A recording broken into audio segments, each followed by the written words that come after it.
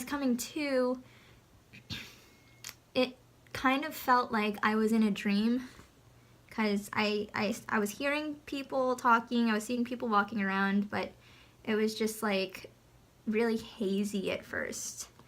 And I couldn't tell if it was a dream or if this was all actually happening around me. And then as I started to come to a little bit more, I was like, oh, okay, I'm awake. And there was a nurse or someone who came up to me, they're like, oh, you're all done. And I was like, no way. So that's when they started rolling me back to my hospital room. That's also when I started saying some random stuff. Then I made it to the room. I still didn't really feel anything. I didn't feel anything. About 5 seconds after I got there, my family was walking back in to say hi and everything, and I was really happy to see them. That's when I first started feeling something, and basically when I was put under, they had a tube going down my throat. I think it was to keep my airways from closing. So when I woke up, all I know is it's like my mouth was super dry and my throat was super dry and my lips were like inflated, like I had lip injections. And it just sounded really funny when I was trying to talk. It's like my lips were sticking together. And that was pretty much like the first thing that I could feel, was that I was just, my mouth felt like a desert or something. Other than that, still wasn't in any pain. I was pretty much just paying attention to my family at that point. I was just happy to see them. I just wanted to hug them. I also really wanted pizza. I realized when I woke up, it's like all I was saying is that I want pizza. And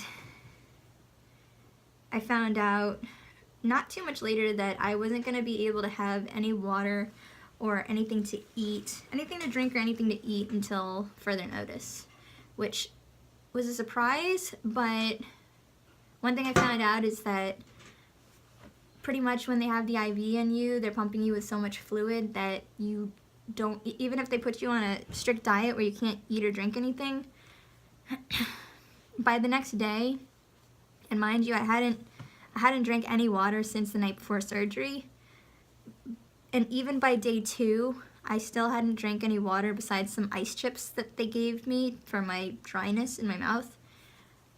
But by day 2, even with that, I still wasn't thirsty because of all the fluids that they were giving you. That was a pleasant surprise. I wasn't hungry either. I didn't really have any thoughts about food besides my couple comments about pizza when I got up from the anesthesia. Day 1 was pretty much like that. I found out I had a catheter. All of a sudden, like, I felt it, and then they were like, oh yeah, you have a catheter. And they're like, you've been peeing this whole time. I was like, no, I haven't. That was weird because I didn't have any sensation of peeing at all. I think the first day was pretty much just coming out of my anesthesia. I didn't have to have any pain medication until probably later that night. They gave me Dilaudid, and that was pretty intense. They put that in the IV, and before, probably within a second, I was starting to get really dizzy, and I was starting to get kind of lightheaded, and then I noticed I had like a headache, and my neck was kind of achy, which I asked them about. I think it was all pretty normal. And I think like maybe a minute after that, I just fell asleep. And I slept for probably a few hours until they had to wake me up to give me a shot or something like that. So that was the first day. The second day was probably the hardest. That's when I had to take the most pain medication, and also I had to start moving around.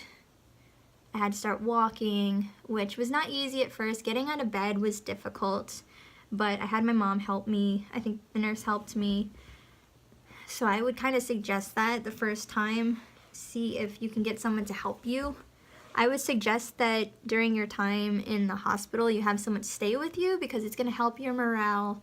It's going to keep you more comfortable, and all those things considered, hopefully it'll help your recovery along faster and you can leave sooner. So definitely I would have someone stay with you, if just to help, you know, get you out of bed, help you walk around, help you go to the bathroom or whatever.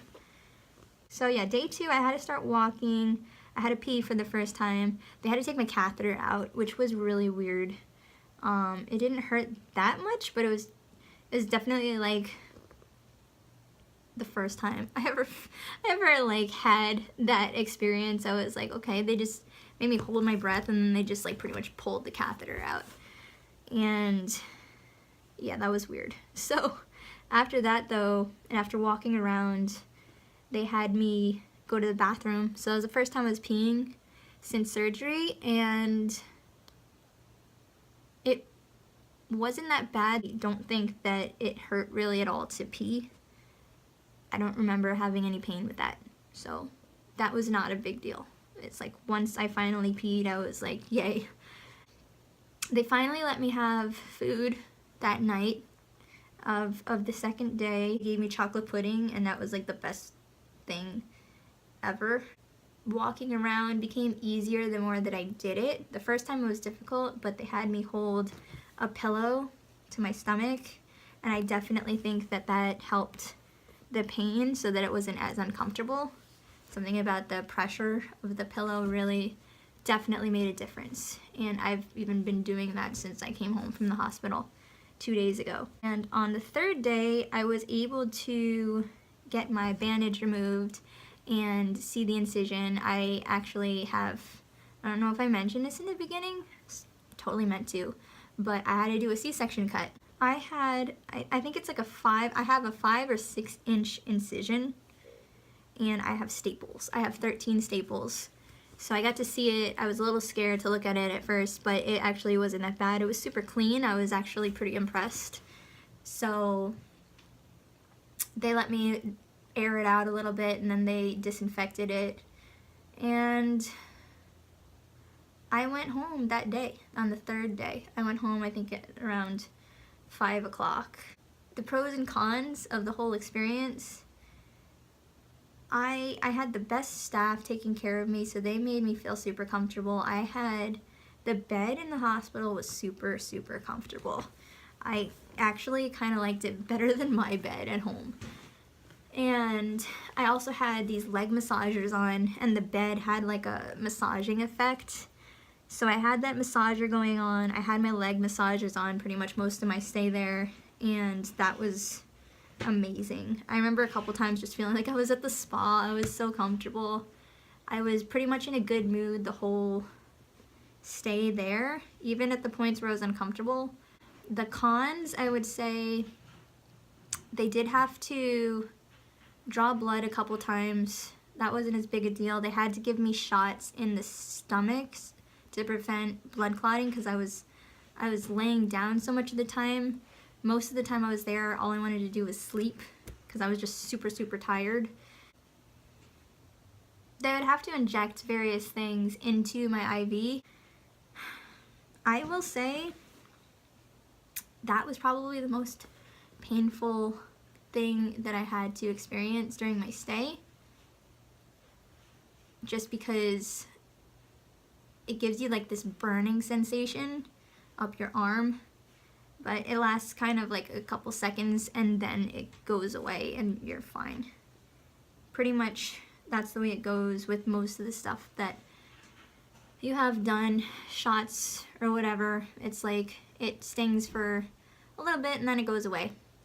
Compared to all the other stuff, my incision pain was not that big an issue, and when it did become like more painful than I wanted to feel, I just had them give me some sort of pain medication, and before too long it kicked in and I was feeling a lot better. I know a lot of people talk about gas pains. I don't know if it's because I had a C-section cut, but I had gas pain, but it wasn't anything like super unbearable. I did wind up losing my right ovary. I had another little cyst on my left ovary that got removed, but that wasn't a huge deal. There's really not much else to say. I think that overall, you're gonna probably, if you're having to do a surgery like this, chances are you're gonna go in expecting it to be worse than it probably will be, because now that I'm out of the hospital, I could say it really wasn't that difficult of an experience. It was my first surgery, first time having to go to the hospital for anything. I don't know, I had a lot of people praying for me. I was praying a lot and doing a lot to prepare myself for the surgery, but I didn't really have much trouble at all. For the most part in the hospital, I was in a pretty good mood. I think I took 2 pain pills since I came home on Sunday, almost 3 days ago, and right now I feel great. I've been walking around, I'm standing straighter than I have been since before my surgery. All in all, I just feel so happy to have this cyst gone and start to feel like a person again. I hope that that helped. I wanted to kind of give as much information as I could. Everybody's different, I will say, so I can't say one way or the other how it's gonna go exactly for each person, but overall, I really don't think it's that difficult of a procedure. It's not that difficult of a recovery.